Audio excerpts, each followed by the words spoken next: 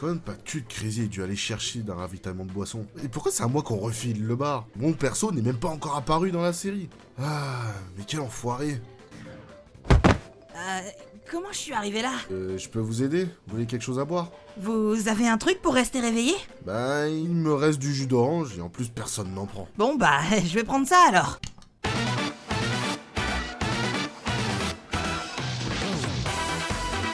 Bienvenue chez Luigi.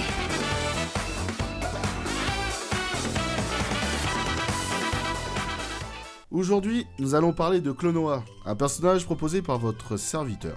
Klonoa est un animal anthropomorphique félin non identifié.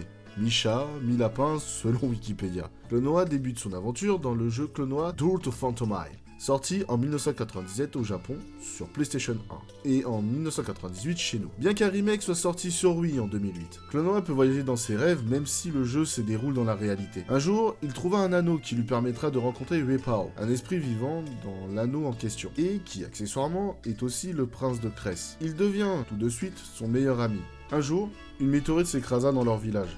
Alors qu'ils partent à l'aventure, pour en savoir plus, ils découvrent qu'une menace bien plus grande les attend. Gadus et son sbire Joka ont enlevé Léphise, une chanteuse du royaume de Cress. Et alors là je t'arrête 5 minutes, genre c'est quoi la gueule de ce méchant là? C'est pas le carnaval bordel! Mais sans déconner, on dirait un médecin de la peste mais genre version Leader Price quoi. Bref, ils enlèvent donc Léphise pour réaliser une prophétie visant à créer un monde de cauchemars. En effet, ce dernier n'est pas très content car en tant que roi des ténèbres et des cauchemars, il fut rejeté et oublié par le peuple de Phantomile, qui aime les bons rêves. Après ça, on passe à Klonoa Moonlight Museum, un jeu sorti sur WonderSwan en 1999 et pas chez nous en Occident. Anecdote, la console n'est jamais sortie en dehors du Japon. Dans ce jeu, Klonoa et son ami Uepao rencontrent une jeune fille qui leur apprend que la lune a été divisée en plusieurs fragments et volée par un mystérieux groupe d'artistes résidant dans le Moonlight Museum, ou Musée du clair de lune en français. Déterminé à aider la jeune fille, le duo se précipite vers l'entrée du dit musée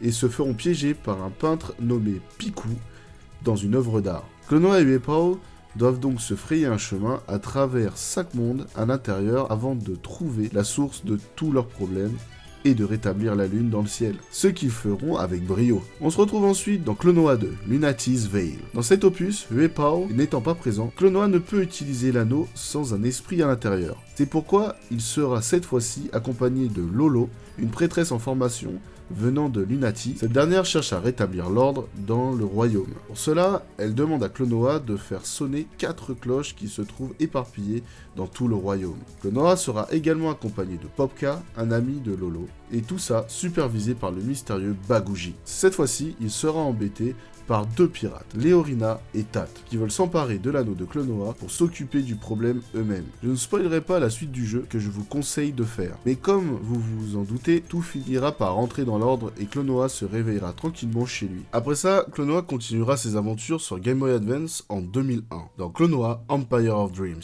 Dans ce jeu, Klonoa est directement réveillé par des gardes royaux. Ces derniers le traînent devant un certain Gilius, un empereur insomniaque qui a interdit le fait de rêver dans son pays. Klonoa s'énerva alors, car il ne comprend pas pourquoi il est interdit de rêver. C'est l'un des seuls moyens pour lui de rencontrer ses amis. Tout cela ne plaira pas à Gilius, qui, pour qu'il se fasse pardonner, enverra Klonoa combattre 4 monstres qui terrorisent l'Empire tout entier, et sera une fois de plus accompagné par son ami Uepao. Le jeu suivant, sorti en 2002 sur la même console, se nomme Klonoa 2 Dream Champ Tournament. Commençant peu après les événements de Klonoa 2, cette fois-ci, il reçoit une lettre l'invitant à participer au prestigieux tournoi du Dream Champ. Sans avoir le temps de faire quoi que ce soit, il se retrouvera transporté là-bas, où il retrouvera de vieux amis, ainsi que de vieux ennemis, et de nouveaux personnages. Voilà où s'arrêtent nos aventures pour l'instant, même si Klonoa reviendra bientôt sur Switch, dans un remake des 2 premiers jeux. Il est également intéressant de noter qu'il existe 2 jeux dérivés de la série Klonoa, qui sont Klonoa Beach Volleyball, qui comme son nom l'indique, est un jeu de volleyball,